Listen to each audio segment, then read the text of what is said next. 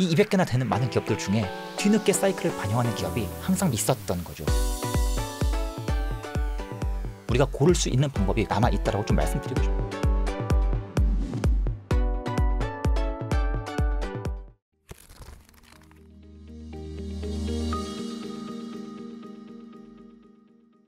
오랜만에 박정호 교수님 모셨습니다. 안녕하세요. 예, 안녕하세요. 박정호입니다. 이번에 어떻게 달력을 내셔가지고. 네. 아이디어 끝내주죠. 요즘 인쇄소 하세요? 달력을 내셔가지고 아니, 연말이 다가오다 보니까 달력이자 책입니다. 네. 요즘 이제 투자는 모든 사람의 기본이 됐지 않습니까? 네네네. 월급만 가지고는 노년 대비가 안 되고 뭐 네. 집도 못 사고 그러니까요. 그래서 투자에 대해서 매일매일 인식하면서 리스크 관리도 하고 경제 마인드 속에서 하루를 생활하면 좋은데 어떨 방법이 있을까 하다가 인력을 만들었어요. 이렇게 하나씩 넘기는. 맞습니다. 그런데 넘기면 보시면 아시겠지만 이거 책상 달력처럼. 네. 그날에 있었던 전 세계적으로 가장 중요한 경제적 이슈, 역사적으로 그런 걸 넣어놓거나 밑에는 오늘의 한마디라고 해서 투자와 관련된, 경제와 관련된 세계적인 오피니언 리더들, 투자자들, 노벨상 수상자들의 격언들을 다 정리해서 넣습니다. 네. 예를 들어서 3월 23일은요. 과감한 조치가 때로는 최고의 해답이다. 뭐 이런 식으로 조금씩 해도 뭔가 힌트를 얻을 수 있는 것들을 다 넣었고요. 그래서 매일매일을 좀 경제관을 가지고 좀 사셨으면 좋겠다. 볼 때마다. 예. 그리고 세계적인 리스크나 금융적인 사고들 이런 거 많이 넣어놨기 때문에요. 그냥 매일 그냥 쓱 읽어보면 맞아.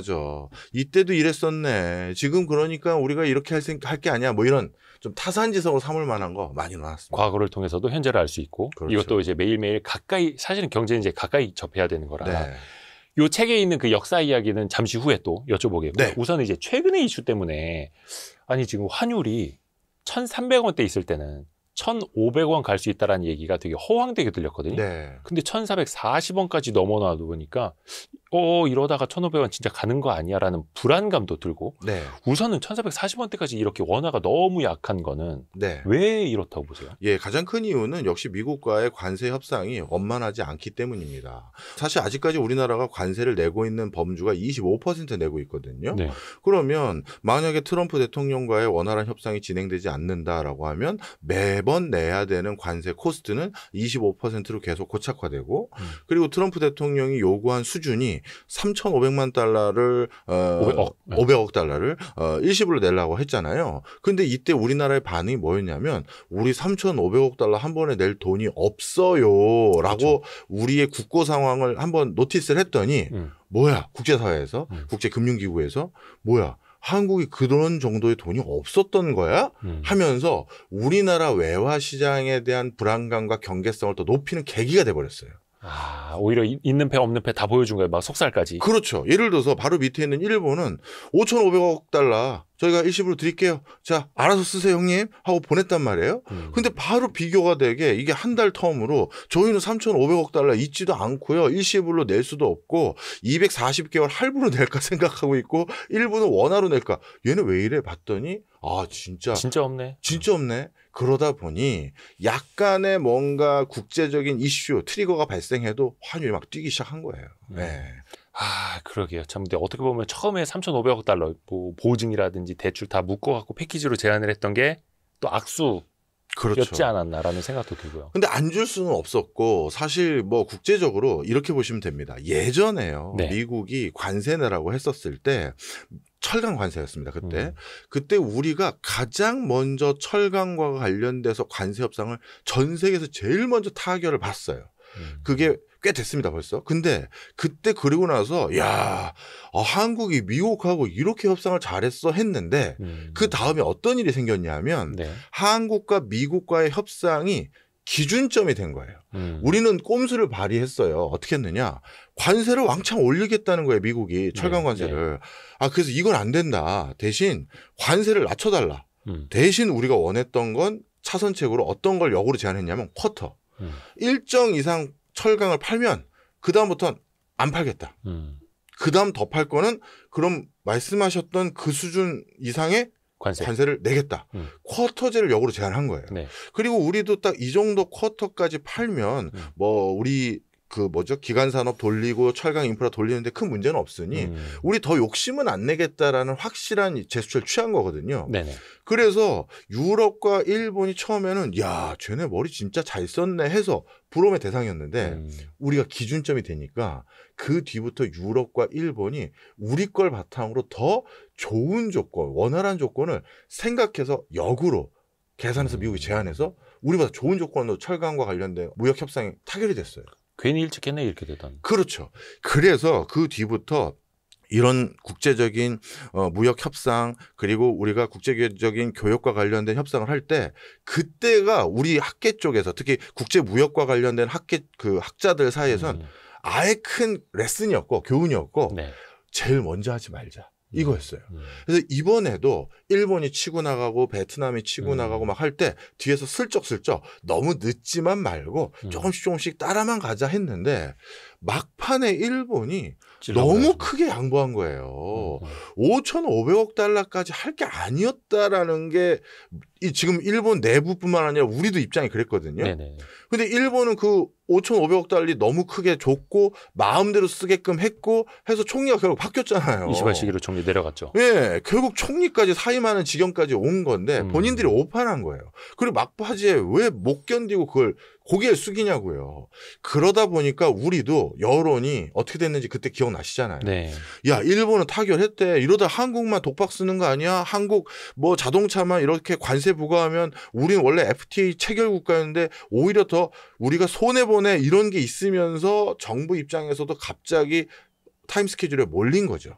그래서 일본보다는 좀 작지만 3,500억 달러 이렇게 약속을 하고 구체적인 내용과 세부적인 방식은 일단 뒤로 살짝 빼놓은 거예요. 네. 금액만 던져놓고 그것도 전략 전술이었죠. 왜냐하면 그 3,500억 달러를 일시불로 주느냐 할부로 주느냐 이게 투자를 얘기한 거냐 그냥 준 거냐 우리는 옵션이 많아지는 거란 말이에요. 네. 그리고 국제적인 여론뿐만 아니라 또 내부적인 여론에서도 우리도 미국과 잘 가고 있습니다. 딱 적절했어요. 그래서 지금 얘기하고 있는 여러 논의들은 다 알고 나중에 우리가 수습하고 하나하나씩 이제 협상을 하려고 의도된 부분도 상당히 많이 있었습니다. 네.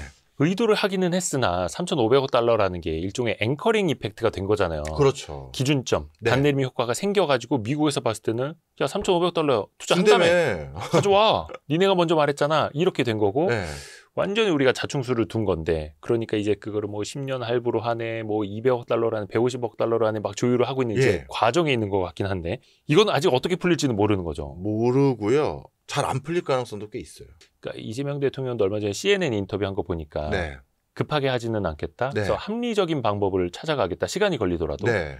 그러면 이거 뭐 에이펙 정상회의 때까지도 안 풀릴 수도 있는 거잖아요. 그렇죠. 지금 미국과 완벽하게 그 관세 협상이 타결된 국가가 5손가락이 안 들어가요. 영국 하나 진작 끝났고 베트남도 끝난 줄 알았더니 세부적인 품목 간의 합의가 아직까지 지리하게 일어나고 있고요. 일본 정도가 그냥 주기로 한 거니까 이거는 시기의 문제가 좀 있을 뿐이지 네. 일본도 거의 타결이 끝난 거고 몇 나라 없습니다. 네. 그렇기 때문에 우리도 굳이 서두를 필요가 없다. 그럼 우리도 예를 들어서 다른 나라 중에서 어떤 나라 최소 트럼프 임기 안에 투자하는 걸 합의 봤다 그러면 우리도 저렇게 할게요 라고 할 수 있는 거잖아요. 그래서 우리도 지금은 서두를 이유는 사실은 없습니다. 대신 트럼프의 스타일이 일벌 100개 해서 모두 겁주는 스타일이잖아요. 네네네. 그런데 그 일벌 100개의 대상이 우리가 되는 것만 피하면 되거든요. 옛날 학교에서 선생님들이 말하는 시범 케이스. 네, 반장 나와 하면서 엉덩이 네가 열 대 대신 맞아 하면 옛날 얘기입니다. 옛날 얘기. 예. 그런데 그러면 그게 우리가 될까 봐 그게 걱정인 것이지 네. 다른 거는 먼저 서두르지 않는 게 저는 모르겠습니다. 공부만 한 제 입장에서는 학술적으로는 서두르지 않는 게 좋습니다. 서두를 필요 없다. 네. 근데 이제 트럼프 입장에서는 막 무슨 3,500억 달러 한국이 다 한 번에 돈으로 주기로 했다 뭐 이런 얘기 벌써 막 날리고 있어가지고 네. 좀 황당하기는 한데 네. 또 거기 또 면을 또 세워줘야 한다 하더라고요. 그러니까 뭔가 승리 선언을 할 수 있는 전리품처럼 우리가 뭔가 보이게끔은 해줘야 되는데 그게 과연 지금 현실에서 되겠느냐 이러니까 막 답답한 거죠. 그래서 돈을 안 되면 우리가 다른 모양새 정치가잖아요. 이제 네네네. 트럼프도. 그러면 뭐 명분 그다음에 위상 이런 걸 높여줘야 됩니다. 그래서 사실 이번 에이펙 행사에서 빨리 가시는 게 우리에겐 좋은 게 아니에요. 와가지고 네네네. 북한의 김정은도 다시 만날 수 만나고. 있으면 좋고 그다음에 와가지고 트럼프 대통령이 한국에 있는 쫙 조선소를 쫙 롱테이크로 쫙 걸어가는 모습을 보면 이건 미국인들도 보면 규모감이 놀랄 정도거든요. 그렇죠. 울산 조선소 현장 가보고 그 규모에 놀라지 않은 사람을 제가 본 적이 없어요. 그러면 딱 보고 와 한국 저 작은 나라에 저런 게 있었어? 저런 걸 우리나라에도 해준다는 거야? 하면서 기대감 빵빵하게 할 수 있거든요. 바로 그런 것들과 함께 뭔가 두둑한 선물을 가져갈 수 있게끔 하려면 시간을 많이 주셔야 되는데 그 시간이 그냥 뭐 지금 보니까 시진핑만 만나고 간다는 얘기 아니에요. 1박 2일. 예. 그나마 다행인 건 한국이 1벌100개가 아니고 뒤로 살짝 빠진 건 시진핑과의 협상이 훨씬 우리보다 더 빅딜이거든요. 중요하니까. 그러다 보니까 거기에 신경을 쓰다 보니까 한국과는 뭐 잘 되고 있다 하면서 야 니들 나 신경 안 쓰면 나 알지? 이 정도만 한 거고 지금 온갖 신경은 시진핑과 푸틴까지 이 두 사람에게 있습니다. 이게 불행인지 다행인지 모르겠습니다만 또 우리 입장에서 보면 자동차 관세율 뭐 25%고 일본은 15% 매겨진 사이에 상대적으로 불리할 수밖에 없고 그래서 빨리 풀기는 풀어야 되는데 당장 묘수는 안 나오고 근데 이러다가 계속 환율도 1,300원대에서 1,400원, 1,420원, 30원, 40원 쭉 간 거잖아요. 네. 이러다가 진짜 하는 사이에 1,500원 갈 수도 있다고 보세요? 아닙니다. 저는 1,500원까지는 못 간다고 생각하고요. 왜냐하면 아무리 금융시장이라고 하더라도 심리적인 저지선이라는 게 있고 그 지표를 바탕으로 프로그램 매매도 걸어놔요. 근데 1,500원을 딱 찍히는 순간 이 여러 기관 예를 FX 쪽이죠. 네. 외환 딜러들 네. 이쪽들에서 1,500원이라는 숫자를 바탕으로 본인들의 매매 방식을 바꾸도록 설정이 돼 있거나 준비를 하고 있는 곳들이 있어요. 그래서 우리나라도 이게 공공연한 비밀 아닌 비밀이지만 외환시장의 국책은행을 비롯해서 산업은행이나 이런 데서 일부 영향을 안 미치진 않아요. 그냥 보고만 있는 거 아닙니다. 진짜 말 그대로 한국의 외환시장을 시장 메커니즘에만 그냥 넉넉히 맡기고 있는 나라는 솔직히 아니에요. 네네네. 네. 그러다 보니까 1,500원이라는 숫자를 찍히게끔은 절대 국가가 안 할 게 뻔하고요. 제 소견으로는 1,400원대를 계속 넘나들다가 만약에 3,500억 달러에 대한 어느 정도 합의안이 조금이라도 더 구체적으로 나온다면 다시 환율은 1,400원대 초반 아니면 1,300원 후반대까지 내려올 가능성이 높고요. 단 그 과정에서 제가 달력에서도 몇 번 써놨는데 항상 과거로 돌아갈 거라고 경제를 기대하시면 안 돼요. 우리 다시 옛날에 그럼 교수님 환율이 1,100원, 1,200원대는 언제쯤 오는 거예요? 저는 인제 그거는 쉽지 않은 세상이 됐다. 오히려 이제 1,400원 안팎이 뉴노멀이다. 아니면 저는 솔직히 1,300원 중반에 안착할지 1,300원 후반에 안착할지 요 정도로 보고 있고요. 1,400원에서 안착할 것 같지는 않습니다. 그러니까 실제로 한미 간의 무역 협상이 타결이 되면 그동안에 선반영했던 혹은 오버슈팅하면서 이제 좀 우려했던 게 빠지면서 다시 조금은 진정될 수 있다. 근데 다만 그거는 1,400원대 중후반대. 빨리 좀 그렇게 됐으면 좋겠네요. 근데 그 정도 되면 수입 물가의 지장은 좀 안 받고 수출 기업들은 왠간히 좀 지원을 받을 수 있는 적정한 수준이라고 보시는 거예요? 다행히 지금은 유가가 안정됐기 때문에 우리 경제는 이 환율도 지금은 큰 부담이 안 되는 건 사실입니다. 지금 국제적으로 유가가 안정되고 유가가 솔직히 안정된 게 아니라 낮거든요. 낮게 만든 인위적인 이유들 중에 하나가 뭐냐 하면 바로 러시아를 견제하기 위해서예요. 러시아는 군수물자를 비롯해서 군비 모두가 에너지 팔아서 조달하는 국가인데 그 에너지 가격을 도저히 이게 장사도 이거 미치고 장사하기 직전이네 이런 수준으로 가격을 박하게 만들어 버려야 러시아도 적극적으로 전쟁을 더 수행하고 전쟁에 대해서 원활하게 진행하지 못하게 되거든요. 그러다 보니까 미국을 중심으로 해서 여러 국가들이 지금 에너지 가격을 조금 낮춰놓는 선에서 지금 유도를 하고 있는 상황이에요.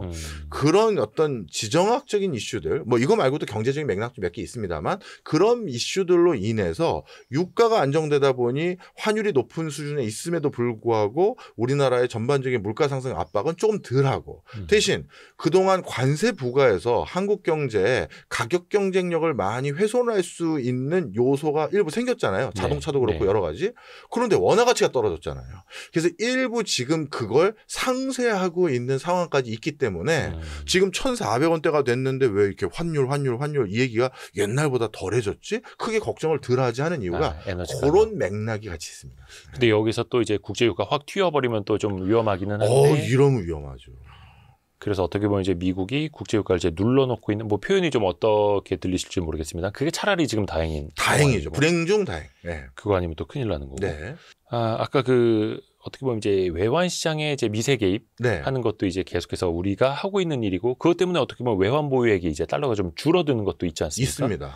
근데 또 최근에 보면은 원화 대비로도 그렇고 달러는 절대적으로 좀 강세 현상이 네. 또 나타나기도 하고 금 얘기를 좀 해봐야 될 텐데 사실 금은 전통적으로 달러가 많이 약세일 때 강세로 갔거나 일시적으로 뭐 시장이 위험할 때 이럴 때 정말 잠깐 강세? 물론 시기적으로 보면 쭉 강세긴 했습니다만 올해 들어서 한 60%나 올랐잖아요 금값이. 네. 근데 글로벌 전쟁이 터진 것도 몇 년 전에 터진 거고 갑자기 뭐가 위험해진 것도 아닌데 왜 금값이 이렇게 급등을 했다고 보세요? 네. 이 금이라는 게 지금 어떤 여러 가지 상황들이 같이 맞물려 있었냐 하면요. 네. 일단 첫 번째로 금에 대해서 가장 중요시 여겨야 되는 게 제 생각에 솔직히 내후년이라고 생각하는데요. 네. 브릭스에서는 내년부터 탈달러의 원년으로 잡으려고 합니다. 브릭스 유닛, 브릭스 페이 이런 걸 기반으로 우리 브릭스 국가들끼리는 이제 달러 안 쓰고 브릭스 자체의 통화 시스템, 통화 체계를 만들어서 우리는 우리 갈 길을 가겠다. 이거를 천명해 놓고 있는 상황이었어요. 그런데 이걸 천명해 놓고 나서 그렇다면 옛날에 달러도 미국이 전 세계에서 아니 우리가 달러를 뭘 믿고 씁니까 했을 때 초창기에는 미국이 금하고 바꿔드릴게요. 됐죠? 네, 해서 쓴 거잖아요. 네, 네. 그럼 브릭스도 똑같죠. 아니 우리가 브릭스에다가 납품할 때 브릭스페이를 주시면 우리가 뭘 믿습니까? 했더니 똑같이 우리 금이 써? 금으로 해드리겠다는 거예요. 그래서 일부 인도, 중국, 러시아 등등이 금을 대거 매입했고 최근에는 매입 단가가 너무 높아지니까 자체적으로 금광을 개발하기 시작했어요. 더 캐놓으라고. 그런 상황이 하나 중장기적으로 계속 흘러가고 있었었고요. 게다가 여기에 최근에 갑자기 급등세로 돌아선 건 금융적인 분위기가 있었는데 항상 이 10월 달에는 인도에서 대규모 축제가 하나 열립니다. 근데 이 축제는 서로 풍습이 금을 사주고 받고 하는 거예요. 그러니까 그 인도 가게에서 가정들이 갖고 있는 금의 가치가 어마어마하다 하더라고요. 그럼요. 전 세계에서는요. 원래 금의 수요가 50%가 귀금속이에요. 근데 그 50% 귀금속의 수요를 가장 높이 평가하고 그러니까 귀금속으로 금 많이 사는 나라가 수요. 중국하고 인도거든요. 인구로 보나 뭐로보다. 예. 그리고 인도인들은 진짜 금을 미친 듯이 좋아해요. 그래서 무슨 일만 있으면 금 주고 금 받고 뭐 뇌물이든 선물이든 이게 그냥 기본 꼴입니다. 그런데 그 축제 때 또 그걸 특히 더 주거니 받거니 하거든요. 그래서 인도 내에서는 그 축제 기간 동안 2000년 이후에 금값이 20% 폭등했던 적이 정말 많아요. 근데 그 기간이었거든요. 네. 그러다 보니 금 가격이 그런 국제적인 금 매수세 그다음에 인도 축제 기간까지 맞물렸고 거기다가 금의 가치와 달러의 가치는 항상 반비례거든요. 네. 왜냐하면 금을 사는 대표적인 그 결제 수단이 또 달러인데 달러가 연준의 기준금리 인하로 약세로 돌아섰단 말이에요. 우리나라만 원화 가치가 좀 지금 더 약해진 거지. 그래서 연준이 기준금리 인하해서 달러 약세가 예고된다 하니까 상대적으로 금값은 또 더 뛰고 이런 상황이 되니 야 이거 이 금 뭐야 하면서 금값이 뛰니까 더 사고 해서 아주 단기간에 무슨 주식시장보다 더 금이 오르고 부동산보다 더 오르고 이게 무슨 코스닥 장세 같아요. 미국 증시보다 금값이 더 많이 올랐어요. 맞아요. 네. 이런 상황이 돼버린 거예요. 네. 그런데 그러다 보니 가장 최근에는 이 정도면 차익 실현해야겠네 해서 하루에 7%인가요? 이 정도 빠져졌죠. 그리고 그 축제가 또 끝났어요. 인도 그 축제가. 그러다 보니까 좀 금이 안정세로 돌아가는 것이고요. 그럼 이제부터 하루 만에 7% 빠졌으니까 이제 대세 하락이냐? 그렇게 보기는 어려운 게 지금 예금보험공사가 대표적으로 우리나라의 금발을 찍어서 공급하는 공공기관이 예금보험공사거든요. 아, 그래서 우리가 왜 골드바 살 수 있는 것도 그곳에서부터 이제 조달이 되는. 맞습니다. 네. 근데 지금 가보시면요. 뭐라고 하는지 아시죠? 없다고. 저희 없어요. 지금 물량이 모자라서 못 만들고 있어요. 돌아가세요. 이러고 있는 상황이에요. 아직까지는 공급이 부족한 시점입니다. 그렇게 저기 돌아가다 보니까 우리나라에서 이제 금융 쪽으로 할 수 있는 뭐 KRX 금 현물도 그렇고 김치 프리미엄이 한때 20% 넘기도 했었고 네. 지금 이제 그 또 빠지기는 합니다만 다른 나라에서도 마찬가지를 하더라고요. 심지어 이제 실버바도 독일이었나? 너무 많이 팔려갖고 네. 공급이 안 돼가지고 판매 중단. 네. 근데 거의 전 세계적인 흐름이네요. 맞습니다. 전 세계적으로 또 금에 대해서 관심을 가질 수밖에 없는 게 이제 다 확인이 돼버렸어요. 모든 나라가 국가 부채, 재정 적자를 해결할 수 있는 정치력을 발휘할 수 없는 상황이 돼버렸구나. 유럽도 프랑스, 스페인, 포르투갈 정도의 차이만 있을 뿐이지 다 내부적인 소요가 있고 또 연정이 깨져서 불협화음이 심해지고 있고 그래서 국가 부채 해결도 못하고 재정적자는 더 늘어나고 그다음에 미국도 지금 셧다운 상태잖아요. 야, 그럼 얘네 또 돈 더 풀겠는데? 그리고 일본 총리는 아예 선언했어요. 예. 나는 확장적 재정 정책이야. 그렇게 빚이 많다고 했던 나라인데 그런데 이러다 보니 그러면 상대적으로 돈의 가치는 더 희석되네? 더 떨어지네? 그러면 가장 안전한 게 뭘까? 이제 남은 거는 금인 거죠. 그러니까 전 세계적으로도 학습 효과도 있고 수요도 그럼요. 겹치고 하면서 금값이 계속해서 올라가고 네. 다만 또 앞에서 잠깐 말씀해 주신 게 환율 얘기하실 네. 때도 옛날로 돌아갈 수 있다라는 생각을 하면 안 된다. 금도 네. 비슷해요? 금도 비슷합니다. 금이 또 특수성이 있어요. 뭐가 있냐면 금이 교수님 방금 말씀하지 않았냐. 여기저기 전 세계 나라에서 금광에서 금을 더 캔다고. 공급을 더 한다는 거죠. 그 일반적으로 경제학에서는 공급을 더하면 가격이 떨어져야 되잖아요. 네네네. 그런데 금의 가장 특이한 점이 공급된 물량이 사라져 버려요. 사라져요? 자, 생각해 보세요. 금을 제일 광부들이 가져갑니까? 들어보세요. 자, 금을 가장 많이 사용하는 용처가 50%가 귀금속이라고 했죠. 귀금속. 예. 우리 예를 들어서 자녀분 돌반지 아직까지 가지고 계시죠? 어딘가 있을걸요? 그죠? 예. 이거예요. 평생을 키핑하는 거예요. 예를 들어서 아내에게 사준 목걸이, 귀걸이 아니면 아내가 나에게 사준 팔찌, 반지 이걸 내다 판다? 조금 시세 올랐다고? 아니에요. 그 10년 전에 팔지 말라니까 이렇게 되죠. 그것도 그렇고 이건 기념인 거고 의미가 있는 거잖아요. 그래서 뭔가 이 귀금속으로 금이 가공되는 순간 이건 내 아들에게 물려줘야지, 딸한테 물려줘야지, 결혼할 때 쓰게 해야지 이렇게 돼서 그냥 시장의 유통시장에서 빠져버려요.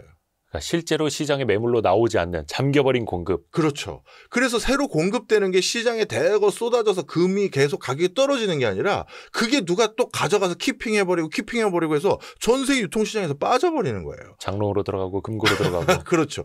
금고 말씀 주셨으니까. 그리고 지금 전 세계적으로 또 분위기가 뭡니까? 이제 달러 못 믿겠어. 그러니 달러도. 많은 국가의 중앙은행에서 금발을 사재끼기 시작했어요. 그렇죠. 그럼 이것도 국부를 관리하는 대표적인 수단이기 때문에 전 세계 유통 물량에서 또 빠지는 거예요. 그러니 공급을 늘린다고 해서 가격이 떨어지는 전통적인 경제 메커니즘에서 금의 시세를 생각하시면 안 되는 게 하나 있고 오히려 그래서 공급이 빠져버리는데 물가가 올라가는 구간에는 어떤 일이 생기냐 하면요. 큰 가격도 올라요. 왜 그러냐? 금은 물건이란 말이에요. 네. 그 금을 채굴해서 정제해서 예쁘게 만들어서 유통하는 데 들어가는 코스트가 인플레이션 구간 때 같이 올라요. 그러다 보니까 금은 인플레이션 때 그냥 금 가격이 같이 또 오르는 인플레이션적인 요인, 생산 단가가 오르니까 그것 때문에도 또 오르는데 지금 글로벌리 아직 물가가 완전히 잡혔다라고 하는 나라가 아직 손에 꼽힙니다. 그런 상황에서 금의 가격이 떨어질 수가 없고요. 오히려 전 세계적으로 지금 금 캐겠다는 붐이 일다 보니까 금을 캐는 데 필요한 대표적인 물건 중에 하나가 수은이거든요. 수은 가격도 올랐어요. 금을 캐내서 그 정제하는데 수은이 필요하니까. 캘 때 금을 다른 불순물과 구분하려면 수은을 써야 돼요. 물과 함께 수은을 써서 이걸 구분하는 방법이 있는데 그런데 그걸 여기저기서 지금 금 캔다고 수은 갖다 쓰다 보니 수은 가격이 또 오른 거예요. 그럼 그거 가격 어디다 전가된다? 금 가격이 전가가 되죠. 우리도 금 캐러 가고 싶다. 어딘지 알려드려요? 저 하나 아는데 있는데. 어디예요? 마포 혹시 아세요? 아니 전 몰라요. 거긴 모르고 저는 몽골 말씀드리려고 했어요. 몽골. 저 가까운 데부터 알려드릴까요? 실제로 이게 마포에 보면은 황금 아파트라고 있어요. 좀 구축이기는 한데 그 아파트를 지을 때 밑에서 금맥이 나왔다는 거예요. 근데 이거 어느 정도 다 공사를 하고 나서 발견이 돼가지고 그냥 덮었구나. 이거를 다시 캐낼까? 근데 생산성은 별로 안 나올 것 같고 그냥 그 위 아파트는 계속 짓자. 그래서 이름을 황금 아파트라고 지었대요. 그 혹시 재건축하면 지금 수익성이 안 되나? 재건축도 하면서 막 그 조심하세요. 이제 그 주민들이 근데 그 되게 유명한 이야기예요. 그러니까 황금 아파트. 왜냐면 애들 놀이터 지금 캐고 있는 그래 애들이 지금 애들하고 같이 꽃삽 주면서 꽃삽으로. 자, 흙 퍼서 아파트에 주면 돼. 근데 우리나라도 좀 광맥 좀 나왔으면 좋겠어요. 금맥증. 그거 아세요? 일제강점기 때 우리나라가 세계 캐갔어요. 3대 금광이었어요. 맞아, 많이 캐갔다. 네, 그때 일본이 싹 다 캐갔어요. 그래서 지금은 그때 일본이 싹 다 캐서 군수물자나 군비에 다 써가지고 우리나라 지금 금이 나오는 물량이 되게 미비해요. 그럼 몽골을 가라고요? 몽골은 제가 직접 가서 캤어요. 왜? 저희 광고주였어요. 저희 유튜브 채널에. 아 얼마 전에 몽골 갔다 오셨어요? 작년인가? 네, 작년이에요. 네. 예. 아니 어느 날 몽골에 그 아는 지인으로부터 연락이 왔어요. 예. 한국에 예. 유튜브에서 광고를 하고 싶다. 근데 내가 한국 유튜브에 개인적으로 아는 사람이 박정희 교수밖에 없어서 연락을 드리는데 우리나라의 대표적인 국영 광업 회사 중에 하나인데 여기에서 금광 체험을 소개를 하고 싶다는 거예요. 그래서 현지 와서 찍어달라는 거예요. 오. 그래서 현지 갔죠. 카메라맨들하고 네. 가서 찍었는데 스토리를 들어보니까 간단하더라고요. 그 진짜 원시 초원이 남아있는 전 세계 몇 안 되는 곳이 바로 몽골이거든요. 그렇죠. 예. 그런데 그걸 다 파헤쳤잖아요. 그리고 거기다 중금속 있는 수은부터 넣어가지고 그 다 뒤엎어가지고 채광하고. 그러면 그 근처는 말이 물 먹어도 큰일 나는 거고 농사도 못 짓고 거기 늑대를 비롯해서 멧돼지들 다 난리가 나는 거예요. 그래서 몽골 의회에서 어떻게 법을 만들었냐면 다 채광한 것을 원상복구하고 그리고 거기 원래 살던 유목민들 있지 않습니까? 유목민들이 다시 거기서 원활하게 생활할 수 있도록 몇 년 동안 생활을 못했을 테니까 그걸 지원하는 걸 해주면 다른 공간에서 채광할 수 있는 권한을 그때 열어주겠다는 거예요. 환경을 다시 복원해 놓으면 예. 그랬더니 복원공사는 저 옆에서 하고 있고 유목민이라고 해서 마음대로 막 돌아다니는 게 아닙니다. 유목민 가족마다 부족마다 루트가 있어요. 루트가, 그래야 서로 안 충돌될 거 아닙니까? 이쪽에서 풀 다 먹으면서 오면 안 되니까. 그렇죠. 그리고 저쪽은 저쪽을 주로 하고 이쪽은 이쪽을 하고 해서 나름대로 오묘한 규칙들이 있어요. 계절마다 가는 스팟들이. 그런데 이 유목민이 여기서 스팟이었는데 이게 지금 피폐됐으니 목축이 제대로 안 됐을 거 아니에요. 그래서 피해본 걸 벌충하기 위해 그 유목민들에게 새로운 일자리로 뭘 줬냐 하면 한국에서 관광객들 왔을 때 게르 체험하고 승마 체험뿐만 아니라 금광 체험하는 관광 코스로 여기를 해보자 한 거예요. 그래서 저보러 가서 금을 캐보라는 거예요. 그래서 진짜 이상한 삽 가지고 물 흐르는 데서 금광을 채굴 했죠. 사금처럼. 네, 정말 농담이 아니라 있어요? 나왔어요? 30분 캤는데 반 돈이 나왔어. 갑시다. 장난이 아니었다니까요. 자, 이거 빨리 접어. 책 이거 보고 접어. 빨리 지금 갑시다. 1년 낼 때가 아니더라고. 지금 금값이 비행기 티켓부터 빨리 가자. 휴가 다음 주부터. 진짜로요. 와.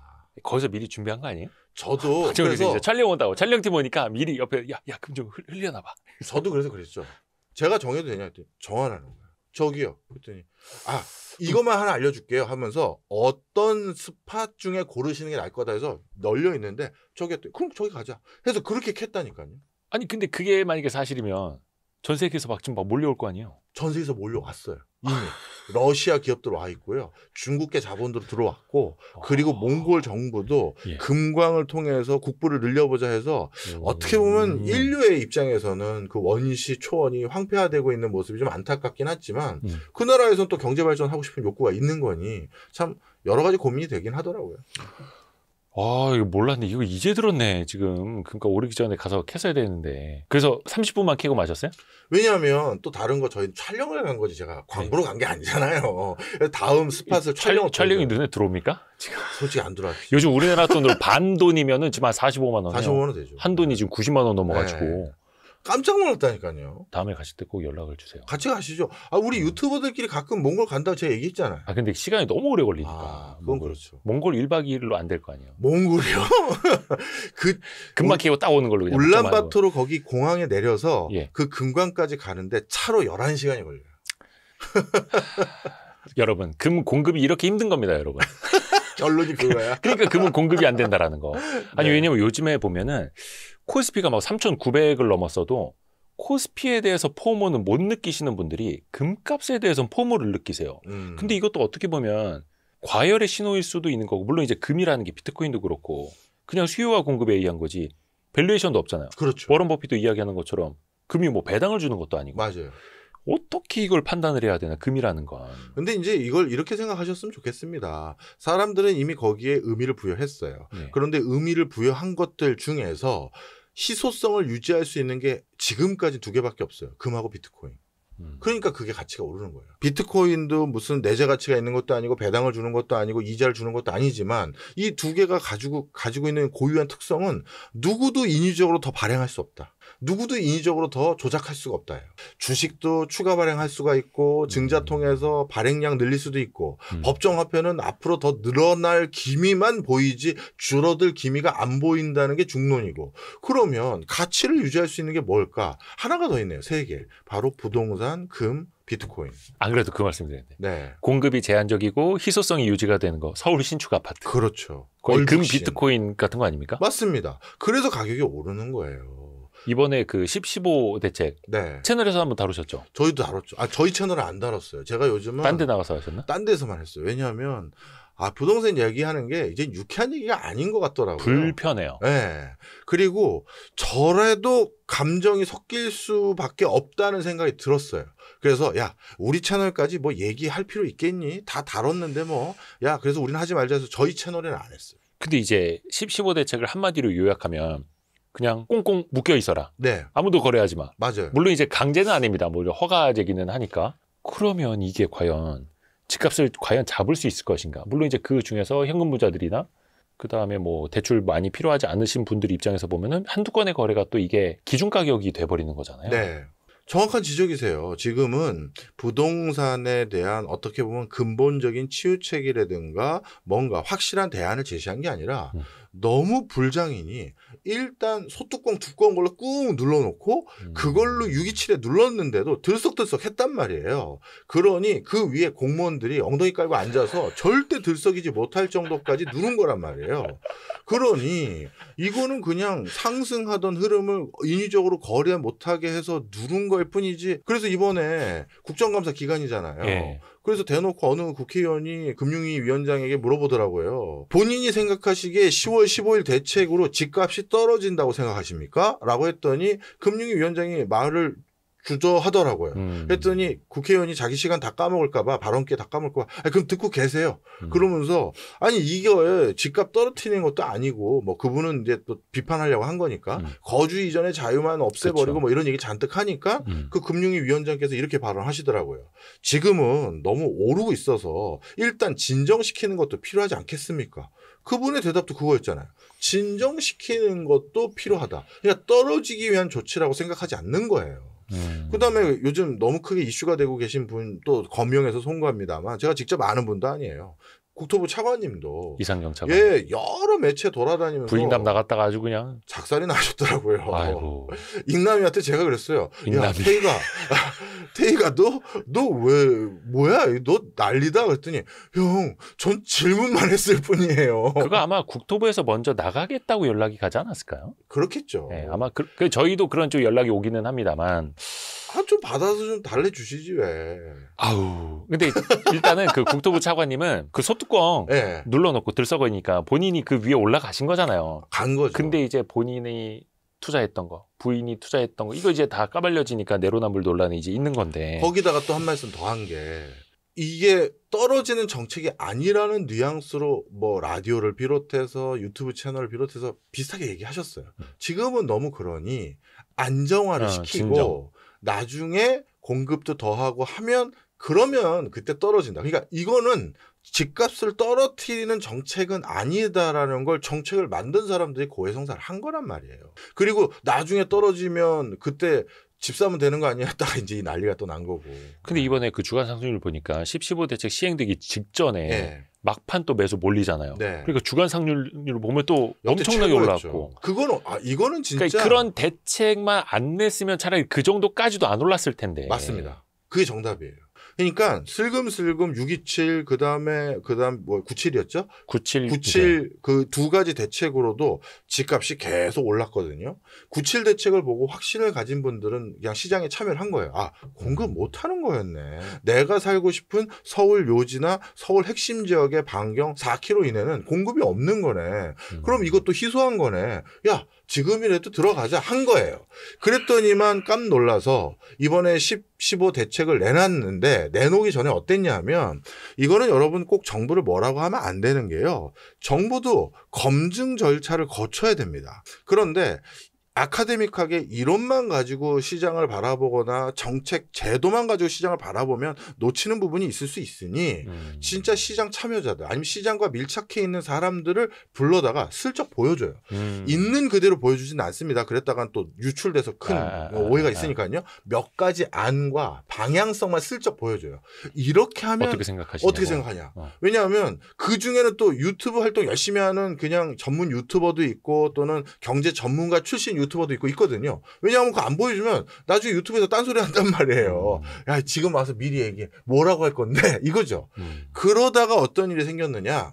확정된 건 아니지만 대충 우리 같은 사람들 보면 방향성이 보이잖아요. 네네네. 그 방향성 보고 온 사람들이 집에 와서 얘기한 거죠. 여보, 나 오늘 국토부 회의 갔다 왔잖아. 거기에서 아무리 봐도 다음 달 중에 추가적으로 대출 규제 나올 것 같고 토지도 만지작거리는 것 같아. 구체적으로 어디야 여보? 아, 그건 나한테 가르쳐 주겠어? 이렇게 뭐 대충 분위기가 그래. 했더니 그 아주머니는 애 학교 보내고 나서 여보, 김엄마, 최엄마 모여봐요. 쑥쑥 가는 거예요. 아버지하고 통화했을 때도 갔다 오고. 그래서 실제 이번 10.15 대책 있기 딱 보름 동안 정말 가파르게 올랐고 제 주변에도요. 밤 9시 반이든 10시든 제가 찾아뵙고 계약하겠다. 계좌 달라. 제발 달라. 계좌번호 좀 알려주세요. 막. 그리고 뭐 저 강남의 아주 노른자위 지역들 몇 군데는 뭐 그냥 복도방에 앉아 계시잖아요. 계좌 블로그 전화하는 게 아니라 그냥 그 집 사겠다는 아주머니가 남편은 이제 출근했고 앉아 계세요. 신문 보고. 그러다가 누군가 나 팔려고요. 왜냐하면 이제 팔아야 되는 게 나도 돈을 메꾸려면 팔아서 메꿔야 된단 말이에요. 그렇죠. 거래가 돼야 되는데. 그렇죠. 그러니까 나도 빨리 던질 건 던지고 이 집에 나머지 잔금 내가 다 치러서 대출 막혔을 때 대비해야 되는데 던지러 오니까 벌써 아줌마가 앉아 있어. 나한테 팔면 돼. 내가 얼마에 얹어줄게. 이게 그 보름 동안 있었던 분위기였거든요. 그러니 이거는 10.15 대책이 너무 아쉬웠던 게 불장을 15일 동안 만든 요인도 있어요. 그러니까 차라리 가만히나 있으면은 시장의 움직임대로 갔을 텐데 물론 이제 그것도 가파르다고 봤으니까 대책을 내놨겠으나 6.27 때도 그랬고 왜 6월 초부터 규제 나온다 이런 거 많았었잖아요. 그러다가 잠깐은 진정이 되는 듯 했으나 9.7 공급 대책 보고 야 이거는 공급 안 되겠다 이러면서 다시 또 따라붙었고. 맞습니다. 이러다가 전 정부처럼 수십 번의 부동산 대책이 또 나오는 것 아니냐. 그 트라우마를 또 답습하는 것 아니냐. 그러니까 이재명 대통령도 후보 시절에는 그렇게 과도한 대책이 부동산을 더 이제 왜곡되게 만든다고 본인 입으로 이야기를 했는데 실제 지금 행동은 문재인 정부처럼 가고 있잖아요. 그래서 저는 뭐 제가 감히 현업에서 저보다 더 진중한 고민하고 더 많은 생각을 하시겠죠. 근데 지금의 상황은 저는 이렇게 평가합니다. 첫 단추를 잘못 깨고 나서 계속 그 다음 단추를 잘못 깨고 있는 거예요. 계속. 예. 이거 풀 생각은 안 하고. 예. 그냥 처음에 잘못 깬 거에 대해서 자기 부정이 필요해요. 저희가 잘못했습니다. 다시 제로섬으로 돌아가서 이거 다시 고민해 보겠습니다라는 접근이 필요했을 텐데 하나 잘못 깨니까 그 뒤로 계속 가는 거예요. 지금 어떤 부동산이 우리나라 시장에서 어떻게 돼버렸냐면 아무 규제를 하지 말자는 얘기는 또 아니에요. 근데 지금이 어떤 상황이 됐냐면 지난번에 서울시장이 토호제 잠깐 풀었을 때 그것도 진짜 몇 년 만에 노른자위 3구의 토호제가 풀렸단 말이에요. 그때 고비가 풀렸죠. 그랬더니만 몇 년 동안 응축됐던 쌓였던 에너지가 한 달 정도에 다 풀린 거예요. 빵 하고. 몇 년을 기다려왔는데 드디어 토호제가 풀렸어요. 그럼 언제 또 묶일지 모르니 지금이다 해서 송파 달려가서 송파가 한 달 안에 3, 4억씩 올랐고 반포는 10m씩 올라서 반포에는 결국 70억 실거래가가 찍혔어요. 예. 이렇게 불장이 되니까 그 다음 나쁜 또 버릇인 깜짝 놀랐죠. 다시 토호제를 더 과하게 또 광범위하게 묶은 거예요. 그랬더니 우리는 이제 학습을 했죠. 이거 봐. 또 다시 규제라는 게 풀렸다가 묶이고 풀렸다 묶이고네. 그럼 이번 버스 지났으니 다음 버스 기다려야지 하고 있는데 다음 버스 기다릴 수밖에 없는 게 대통령이 안 정해졌단 말이에요. 누가 되는지를 알아야 부동산 정책이 나오니까. 그때 부동산이 살짝 이렇게 좀 지켜봤었죠. 관망세가 좀 있었어요. 그러다가 대통령이 정해진 것도 있고 그 정해진 대통령이 분명 유세 중에 얘기를 했어요. 방금 말씀 주셨잖아요. 난 규제 같은 걸 안 막는다. 그리고 부동산이라는 건 장기적으로 오르는 거 아니냐. 난 떨어지는 것도 싫고 과하게 오르는 것도 싫고 안정세를 좋아한다. 여러 차례 얘기하셨어요. 그러니 두 가지 흐름이 생겼어요. 야, 이번에 대통령 정해졌는데 그 사람이 우리 동네 유세에 왔어 그랬어. 나 안 막는다고. 그것도 아마 강남 쪽 유세에서 얘기했을걸요. 맞습니다. 그리고 라디오에서도 전 국민 대상으로도 했어요. 그러다 보니 안 막는다고 했다니까. 설마 말을 그렇게 해놨는데 몇 년 안에 뒤집겠어 해서 그냥 나 살래. 아니, 들어보세요. 살래 해서 그동안 묵혀왔던 매수세가 뚫린 거고 반대로 야 무슨 소리야. 이번 정권은 예전에 못 봤어? 분명 또 규제 나와요. 그러니까 그 규제 나오기 전에 미리 사야 돼. 라고 한 두 개 세력이 붙어서 또 취임 이후 한 달 반 만에 서울 집값이 불장이 됐던 거예요. 왜? 규제로 막을 거라니까 막기 전에 사자. 아니야. 안 막는다고 했어. 난 마음 편하게 살래. 이게 합쳐진 거예요. 그래서 불장이 되니까 또 627로 규제를 막은 거죠. 그랬더니만 또 그 버스 지나간 거죠. 근데 97 봤더니 공급까지 기다려 본다고 했는데 공급 안 될 것 같으니 야 이제 진짜 사야 되는 거 아니야? 고민하고 있던 찰나에 10, 15가 조만간 나온다며 그러면 지금이 막차다 해서 들러붙은 거예요. 아니 이게 왜 그 경제학 용어 중에 샤워실의 바보라는 게 있지 않습니까? 찬물 딱 들어 너무 차워 뜨거 차고 이거 계속 반복하고 있는 건데 그러다가 진짜 과거처럼 20몇 차 30몇 차 대책하는 거 이게 어디선가는 이 악순환을 끊어야 되는데 또 뭐 보유세 이야기도 나오고 근데 또 여당 입장에서는 보유세 하면 이거 총선 다 진다 뭐 이렇게 나오고 그러다 보니까 재건축 초과이익 환수제 폐지하면서 조금 더 친신화적으로 서울시 내에서 재건축 재개발을 통한 공급이 많아지게 하자라는 이야기가 이제 좀 나오더라고요. 네. 어느 방향으로 가야 좀 바람직할까요? 저도 이제 그런 부분이 너무 안타까워요. 예. 그냥 경제는요. 저희 경제하는 사람은 정치에 관심도 없잖아요. 아시잖아요. 제가 그런 데를 갑니까? 아니면 정치적인 어떤 입장에서 제가 얘기를 합니까? 저 말고도 저보다 더 든든한 선배님들 다 그런 데 관심도 없어요. 어쩌다가 보직을 한 사람으로서 그런 분들만 일부 동업자 의식 때문에 뭐 약간 얘기를 하는 게 있겠죠. 그래도 정부에 녹을 먹고 있고 내가 장관직을 하는데 그냥 못 본 척 할 수는 없으니까 그런 일부 사람을 제외하고는 경제는 경제 논리가 있는데 이 초과이익 환수도 한번 보세요. 원래 반대했던 정당 아닙니까? 그렇죠.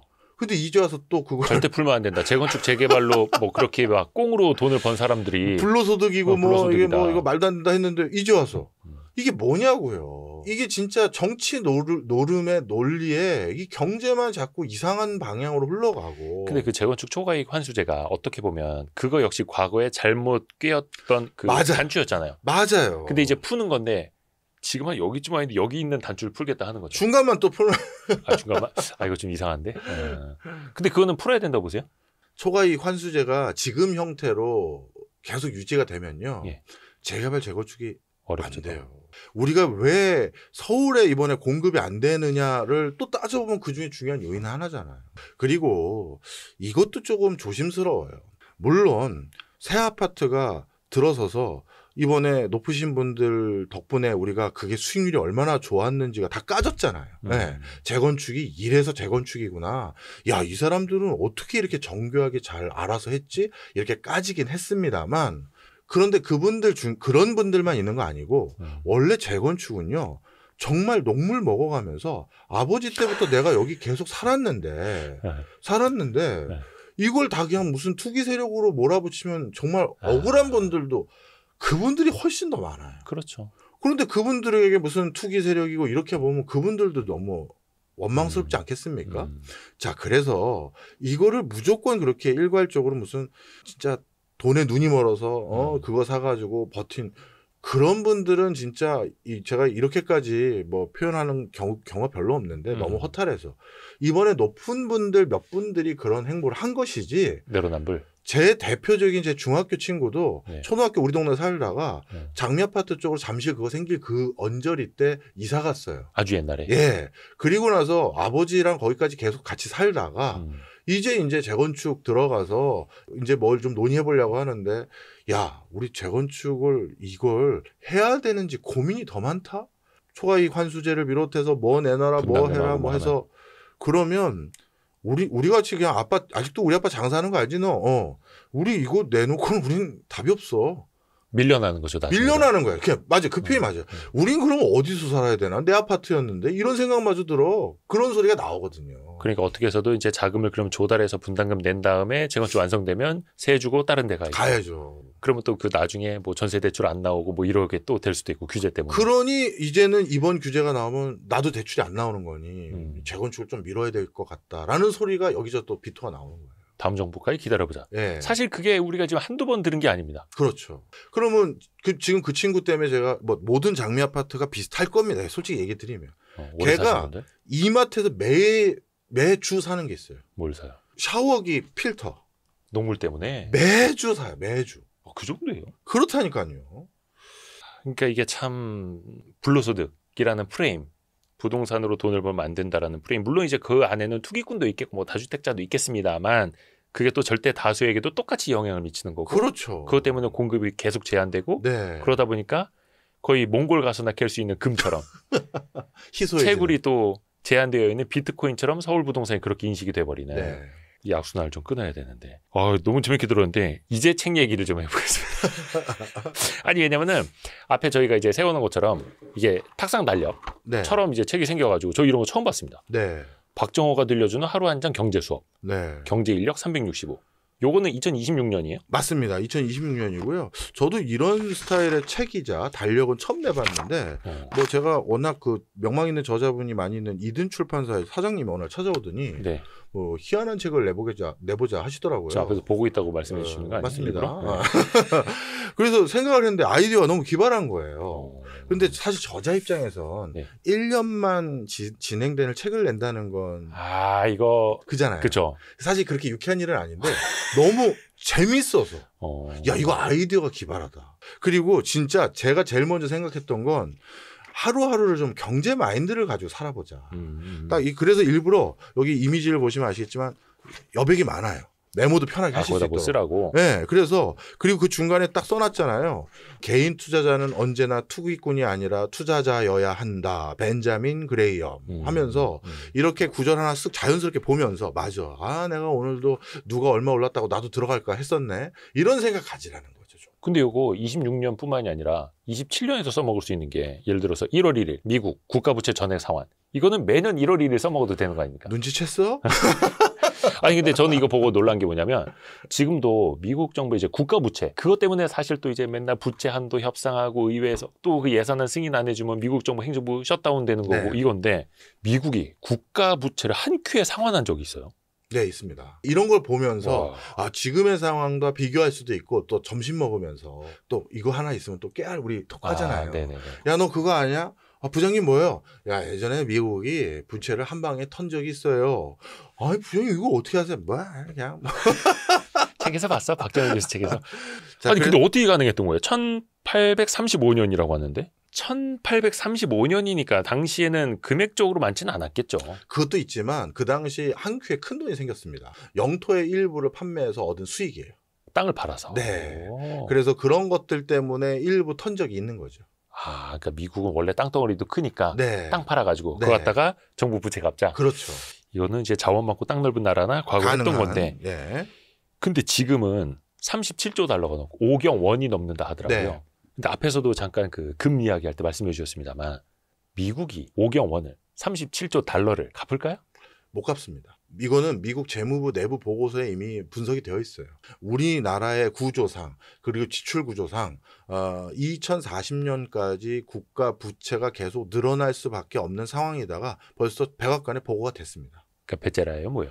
배짜라가 아니라 그게 지금 왜냐하면 네. 국가의 재정 그다음에 국가 부채라는 건 어떤 의미에서는 경제적으로 가장 예측이 용이한 변수 중에 하나예요.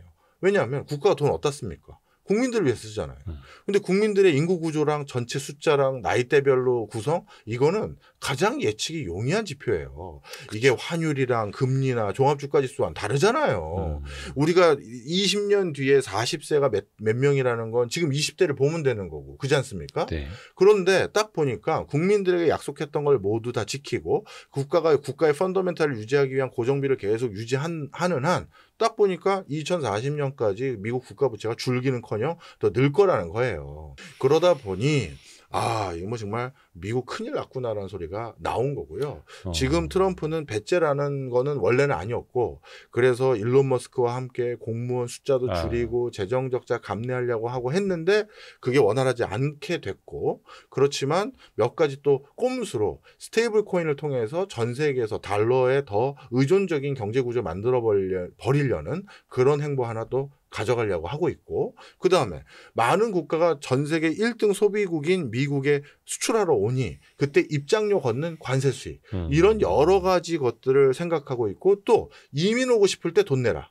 골드카드 제도 이런 것들로 어떻게든 빚 갚기 위한 하나하나의 지금 뭔가 수단들을 강구하고 있는 거예요. 그러니까 어떻게 보면 이제 빚을 갚으려기보다는 국가 부채가 더 늘지 않게끔이라도 하게끔. 네. 근데 이게 보면 이제 미국도 그렇고 유럽 국가들도 그렇고 일본 뭐 당연하고 우리나라도 그렇고 경제 규모가 커질수록 고령화될수록 국가 부채 늘어나고 GDP 대비 비율도 늘어나고 이거를 갚아나가는 것보다 그러면 계속해서 이제 빚으로 또 지탱되는 사회가 고착화될 수밖에 없잖아요. 그래서 지금 전 세계적으로 우리가 보고 있는 여러 소요들이 있지 않습니까? 프랑스에서 지금 소요가 일어났고 약간 상황은 다릅니다만 네팔, 그다음에 부탄, 그다음에 또 인도네시아에서 또 지금 소요가 일어났었고요. 그다음에 이번 달하고 다음 달 사이에 필리핀에서 대규모 시위가 예고되어 있어요. SNS에서 MZ들이 우리 언제 모이자 이런 거죠. 즉 나이 드신 사람들은 국가로부터 두둑히 약속받은 게 있고 그런데 정치가들은 투표 선거 의식할 수밖에 없으니 그거 줄이겠다고 했다가는 본인들이 그 자리에 없는 거고 줄일 수는 없으니 젊은 세대들에게 계속 세금 올리고 부담을 가중화시키는 그런 얘기만 하고 있으니 그리고 아주 내놓으라 하는 부자들이 국내 투자를 더 해줘야 되는데 국내 투자를 더 해주려면 그들에게 세금을 경감시켜줘야 되는데 그럼 뭐냐? 돈 없는 나는 세금 더 내라고 하고 저 부자들은 세금을 안 내라고 하면 이게 뭐냐? 이 소리가 전부 나오는 거예요. 근데 부자들에게 세금을 더 내라고 해봤더니 프랑스도 어떻게 됐다? 프랑스의 국민 배우라고 하는 제라드 드파르듀 같은 경우 러시아로 아예 이민을 가버렸잖아요. 세금 내기 싫어서. 그러다 보니 국가의 대표적인 오피니언 리더들이 해외로 가버리고 이런 일이 있으니 마크롱도 어쩔 수 없이 그럼 세금 깎아줄 테니까 국내에서 뭘 해주면 해주세요. 한 건데 그들이 또 투자를 많이 했느냐? 또 그것도 아니기도 하고요. 그러니까 양쪽 다 입장이 첨예하게 대립될 수밖에 없는 상황이에요. 이게 그래서 우리나라도 고민을 많이 해야 될 부분입니다. 그게 꼭 우리나라의 미래이기도 해요. 그러니까요. 지금 또 고령화되면은 국가가 재정 지출을 안 할 수도 없고 자연이 늘어나고 있고 각종 연금 같은 거 보장을 또 안 할 수도 없고 골치 아픈 건데. 근데 또 이제 역설적으로 부채를 꼭 다 갚아버리는 게 좋은 것만은 아니라고 하더라고요. 여기에서도 보니까 나중에 경제 공황의 원인으로 꼽히기도 했었다고. 맞습니다. 부채를 상환한 게. 그럼요. 설명을 좀 드릴게요. 단기간에 많은 것들을 그냥 다 갚아버리고 최적의 건전성만을 확보할 경우에는 네. 먼 미래를 위한 투자 그리고 먼 미래에 투자가 일어나기 위한 기반을 조성하는 거 이걸 안 했다는 얘기랑 똑같은 거거든요. 우리나라도 IT 강국이 되기 전에 국가가 IMF 극복하기도 참 힘든 상황에서 뭐 했습니까? 초고속 통신망 깔았잖아요.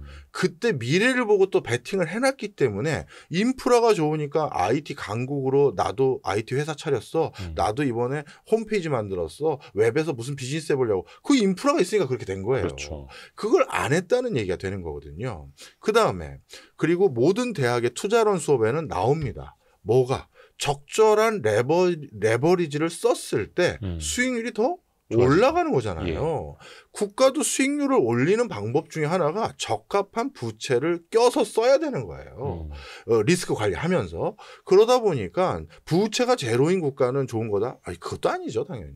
그러게요. 어떻게 보면 이제 재정 건전성 때문에 정부가 정부 지출 줄였을 때 혹은 또 예전에도 R&D 예산 같은 거 줄였을 때 또 그게 시간을 두고 어떻게 폐해로 이어지는지 우리가 또 보기도 했었고요. 재밌습니다. 금주법 이야기해 볼까요? 네. 이거 중요한 얘기입니다. 1920년 1월 16일에 미국에서 네. 금주법. 네. 이게 근데 한 13년 갔어요. 그럼요. 말 그대로 이제 술 마시지도 말고 생산하지도 말고 운반하지도 마 이런 법이었죠. 오늘 마침 적절한 페이지에 있는 그 날짜를 집어주셨는데 네. 지금 그 금주법이 13년 간 거 있잖아요. 네네. 그게 지금 부동산 규제와 똑같은 거예요. 첫 단추를 잘못 깼어요. 금주법, 금주령 이거 성공 못할 건데 네네네. 금주에 대해서 성공한 사례가 없거든요. 네. 밀수, 밀주, 밀매 이거를 막는데 성공한 역사적 사례가 없어요. 그런데 네. 어느 정부에서 어느 그 위정자가 술 마시지 말자 하니까 네. 그 뒤부터 이 말도 안 되는 법을 지키기 위한 각종 악수들이 계속된 거고 그것 때문에 이탈리아 마피아를 비롯해서 우리 영화에서 나오는 뭐 꼴레오네 집안이니 뭐냐 하는 그때 미국의 지하 경제가 음지로. 급성장한 거예요. 그러니까 원래 사람들이 그러니까 미국에서 볼 때 1920년 그 뭐 전부터 뭐 문제는 쌓였겠죠. 사람들이 술 때문에 자꾸 중독되고 범죄율 높아지니까 다 술 마시지 마라고 법을 제정해 놓으면 깨끗해질 줄 알았는데 오히려 지하로 흘러갔다는 거예요. 그렇죠. 그래서 네. 뭔가를 무조건 막으면 성공한 사례가 진짜 단언컨대 없어요. 요즘 우리 사회에서 또 보이지 않는 가장 큰 악재가 뭔지 아십니까? 온라인 카지노예요. 군인들이 들어보셨죠? 아, 그 스마트폰 이제 자유롭게 쓰니까 군인들이 군부대에서 나가서 놀지도 못하고 뭐 할 수도 없고 하니까 스마트폰만 보는데 네. 스마트폰으로 웬만한 볼 건 다 봤단 말이에요. 네네네. 온라인 카지노를 그렇게 많이 해요. 그리고 중고등학교 학생들. 아. 자, 그러면 학생들하고 군인들에게 온라인 카지노를 양성화해서 허용해주면 된다는 거냐? 아니죠. 이게 다른 거 뭐도 막고 뭐도 막아서 이렇게까지 온 거고 차라리 아예 군인들에게 스마트폰을 주지 않는 그 정책이었으면 또 모르겠는데 이게 하여튼 뭔가 어설프면 꼭 이런 악재가 생기는 거예요. 그러다 보니까 결국 이런 것들의 서버나 이런 온라인 시설물들은 국내에 두는 게 아니라 또 외국에 두면 더 본인들이 법망을 피할 수도 있고. 그러니 이게 전 세계적으로 지금 동남아를 비롯해서 이상한데 범죄율이 더 범죄 집단이 커지는 거죠. 그러니까 뭐든지 틀어막는다라고 해서 풀어갈 수 있는 거는 아닌데 네. 당장 그 위정자들은 정책을 결정을 할 때 그게 직관적으로 보이고 네. 쉬워 보이고 그러니까 1차적 사고만 해보면 아 막으면 되겠네. 마시지 마 하면 안 마시겠네. 근데 이게 그 13년 후에 그러니까 1920년에 금주령이 내려져서 33년도에 폐지가 됐는데 33년도면 미국의 대공황 때문에 경기 안 좋을 때 경제 살려보자고 그러면 술 마셔도 이제 됩니다라고 풀었던 거잖아요. 그때여서요. 이거는 이제 정서적인 부분에 대한 이유도 있고요. 또 하나는 이제 지하 경제가 아니라 양성화를 하면 온전하게 세금을 거둘 수가 있거든요. 그러니 술이 또 세금이 되니까. 그렇죠. 국가도 대공황 극복한다고 엄청난 지출을 했는데 어서 세금을 벌충해야 될 거 아니에요. 그러다 보니 그 지하 경제로 지금 가동되면서 크게 일어나고 있는 비즈니스들이 뭐야 했더니 그 중에 하나가 바로 또 금주령 때문에 다 마시고 있는데요. 이게 지하에서 마셔서 그냥 이게 양성하시죠. 이렇게 된 거예요. 어차피 사람들 다 몰래 마셔요. 금주령, 금주법 있으나 마나예요. 어차피 그냥 마시는 거 풀어서 세금이라도 더 거둡시다. 네. 제가 사우디 출장 갔었을 때 기억이 납니다. 사우디에서 어느 높으신 왕실 가문의 누군가의 집에 초대를 받았어요. 네네네. 거기 뭐 제가 그럼 뭐 아주 높은 사람을 만난 거냐? 아닙니다. 그냥 쉽게 얘기해서 전주희 씨 만난 거예요. 거기 왕자가 너무 많아. 몇만 명이야. 전주희 씨 중에 하나를 만났는데 네네네. 그분이 극진하게 거기도 대접하는 게 집으로 불러주는 거거든요. 갔어요. 그런데 미니바가 있어요. 거기 원래 종교적으로 술을 마시는 나라 아닌가? 근데 그걸 일부러 저한테 보여준 거죠. 저희 그 사절단에게. 왜? 우리 준비 다 돼 있다는 거예요. 글로벌화에.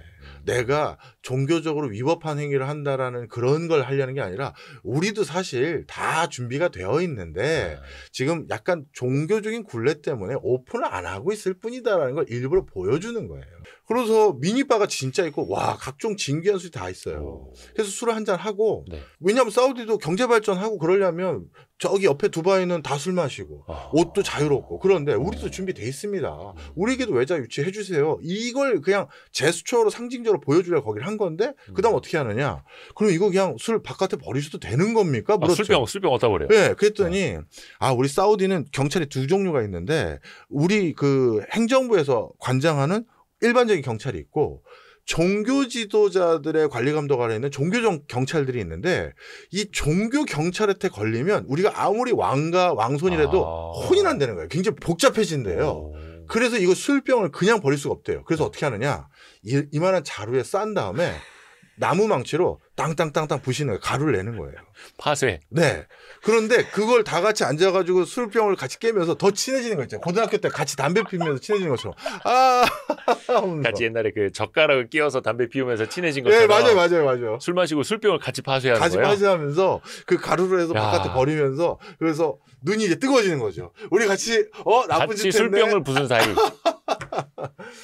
그래서 사우디의 그분들도 굉장히 노련한 거죠. 보여줄 것도 보여주고 우리 준비 다 돼 있다. 글로벌 스탠다드에 맞게끔. 그리고 너랑 나랑은 이제 우리 같이 선을 한번 넘은 거야. 우리 베프야.